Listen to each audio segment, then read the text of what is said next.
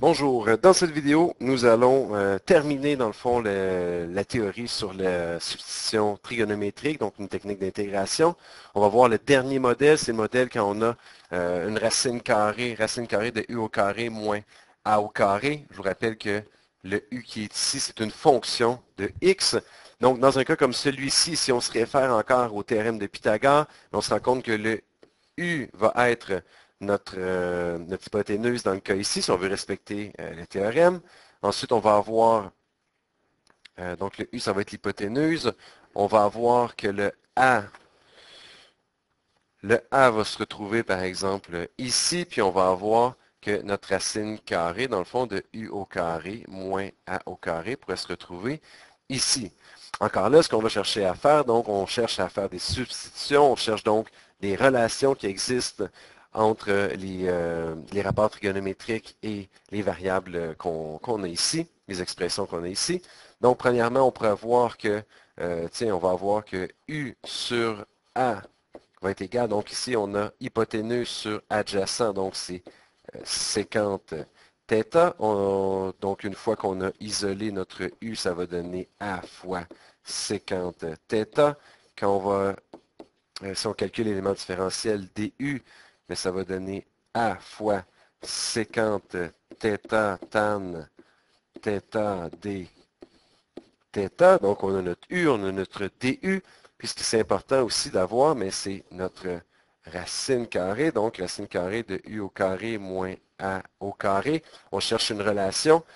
Si on fait par exemple sur A, ben, on va se retrouver avec opposé sur adjacent. Donc ça va être égal à tan. Donc si je fais ça ici sur A, ça va être égal à tan θ, et je peux l'isoler en faisant racine carrée de u au carré moins a au carré qui va être égal à a fois tan θ.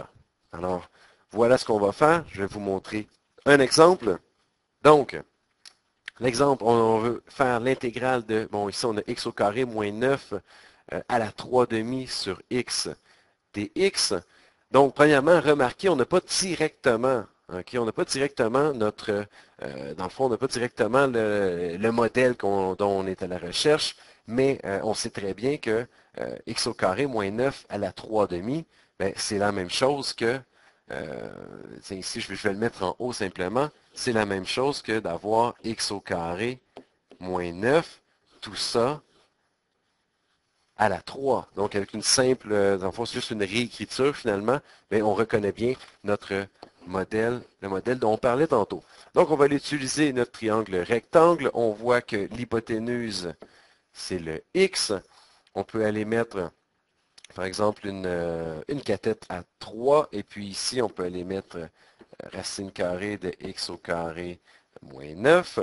Je vais aller exprimer mes relations. Ici, bon, on a x sur 3 qui va être égal à, donc c'est hypoténuse sur adjacent, ça va être sécante. Donc, x est égal à 3 fois sécante θ. Donc, en faisant un petit calcul pour trouver l'élément différentiel, on va trouver que c'est 3 fois sécante θ tan θ d θ. Puis finalement, je vais trouver une relation pour mon x au carré moins 9, ben, racine carré de x au carré moins 9 sur 3 va donner tan θ. Donc, ici, je vais pouvoir écrire est égal à 3 tan θ par une simple manipulation algébrique. Alors, ici, j'ai trois relations, trois égalités. Je vais aller faire mes substitutions. Donc, première chose, x au carré moins 9. Donc, la racine carrée d'x au carré moins 9, je l'ai mise en haut. Donc, ici, c'est 3 tan θ. Donc, on va avoir l'intégrale de 3 tan θ. Mais tout ça ici, c'est mis au cube. Ensuite, le dx est égal, donc ici, ça va être fois 3 sécante θ tan θ d θ. Tout ça sur... Bon, j'espère que c'est bien clair ici. Dans le fond, j'ai pris le dx et le dx qui est ici. Pour ce qui est ici, là, on n'oublie pas, dans le fond, c'est la même chose qu'avoir la racine carrée mais tout ça à la 3, donc racine carrée de x au carré moins 9, mais je l'ai juste ici, c'est égal à 3 tan θ, c'est pour ça qu'on a 3 tan θ au cube, puis finalement, le x qui est ici, mais ça va être le x, c'est le même x qui est là, donc c'est 3 séquentes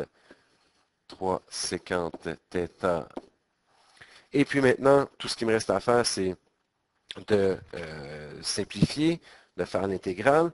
Donc ici, par exemple, j'ai un 3 avec un 3, j'ai un séquente avec un séquente.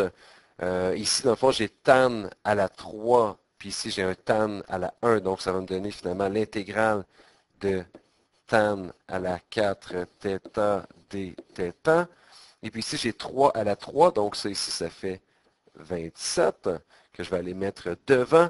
Donc, encore là, l'intégration de fonctions trigonométriques est très importante. Bon, on a tan 4 θ. Qu'est-ce qu'on fait avec ça? En fait, le truc ici, c'est d'utiliser une identité trigonométrique puis de changer un tan carré θ à la fois. Donc, ça va me donner 27. Donc, c'est intéressant. Ça fait en même temps une révision sur les fonctions, l'intégration de fonctions trigonométriques. Alors, tan carré θ, c'est égal à tan carré θ, c'est séquente carré moins 1. Donc ici, on va avoir, je vais en changer un premier. Donc je vais avoir séquente carré θ moins 1 fois tan carré θ d θ. Ensuite, je vais effectuer, donc là, je veux que ce soit bien clair. Dans le fond, ici, si j'ai tan 4 θ, c'est parce que j'ai tan carré θ fois tan carré θ. J'ai gardé un tan carré θ et l'autre, j'ai utilisé une identité trigonométrique et je l'ai changé. Maintenant, je vais effectuer la multiplication. Donc, premièrement, je vais avoir séquente carré θ fois tan carré θ. Donc, ici, tiens, je vais l'écrire dans l'autre sens. Je vais avoir tan carré θ fois séquente carré θ. Ici, je vais pouvoir l'intégrer avec un changement de variable. Et je vais avoir ici moins tan carré θ. Mais regardez, je vais tout de suite le changer, mon tan carré θ, pour obtenir, en fait, séquente carré θ moins 1. Et puis, tout ça d θ. Je continue. Ici, je suis peut-être un peu bas. J'espère qu'on voit bien quand même. Donc, j'ai 27.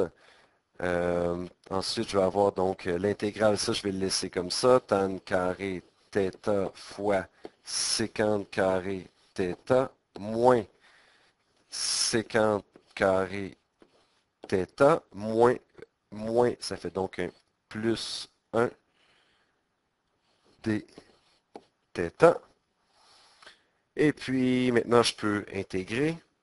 Donc, ça va me donner 27 fois, bon, ok, ici, si je fais l'intégrale de tan carré séquente carré θ, ça va me donner donc tan cube θ sur 3. Ici, dans le fond, j'ai posé, par exemple, si je fais cette intégrale-là là, tout seul, donc j'ai posé u est égal à tan θ, donc mon du est égal à séquente carré θ. Avec un changement de variable, on peut faire la partie qui est là. Moins, bon, séquente carré θ, mais c'est directement, quand on l'intègre, c'est directement tan θ, plus θ, plus une constante c.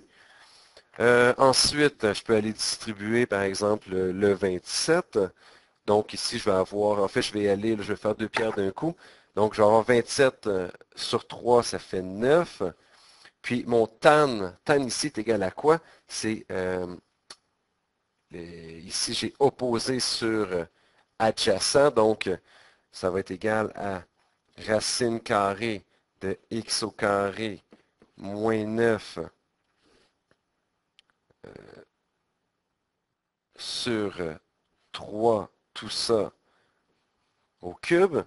Ensuite, je vais avoir 27 moins 27 fois mon tan θ, je viens de dire que c'est racine carrée de x au carré moins 9 sur 3. Puis finalement, plus 27 fois, ok, le 27, je le distribue à chacun, 27 fois, bon, ok, ici, qu'est-ce que j'ai? Je sais que x est égal à 3 séquentes θ, Donc, θ est égal à arc sécante, 27 fois arc sécante de x sur 3, plus une constante. Et puis, bon là, je peux vraiment venir là, compléter entièrement tout ça en allant écrire, bon, simplement en simplifiant là, ce qui reste à simplifier. Donc, ici, j'ai 3 à la 3, donc ça fait 27. 27 divisé par 9, ça va donner 3. Donc, j'ai 3 dénominateurs. Puis ici, je pourrais aller écrire que j'ai x au carré moins 9 exposant 3 demi, puisque j'ai une racine exposant 3. C'est une façon. Ensuite, j'ai 27 sur 3, donc ça va me donner, mon dénominateur va être 9. Et ici, je vais avoir toujours racine carrée de x au carré moins 9.